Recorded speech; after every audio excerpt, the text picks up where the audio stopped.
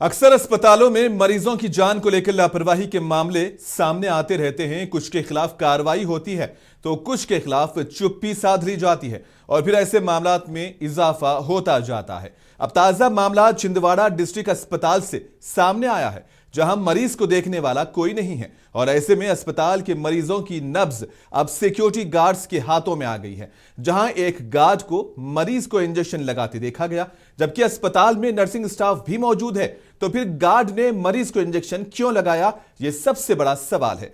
पहले ही इस जिले में किडनी फेल होने के मामला से अवाम काफी परेशान है, तो ऐसे में ये तस्वीरें अवाम को मजीद खौफ में मुब्तला कर रही हैं। वैसे तो इंजेक्शन लगाने और ग्लूकोज चढ़ाने के लिए तरबियत या ट्रेनिंग दी जाती है और फिर इंजेक्शन कौन सा लगाना है, कितना देना है, इसकी मिकदार कितनी होनी चाहिए, इसकी मुकम्मल जानकारी भी रखना बेहद जरूरी होता है। तो इतनी बड़ी जिम्मेदारी एक गार्ड कैसे निभा सकता है? क्या महकमे सेहत इस बात से गाफिल है या वो खुद अपनी जिम्मेदारी अदा करने में नाकाम है? वीडियो पर आपका क्या कहना है, कमेंट सेक्शन में जरूर बताएं।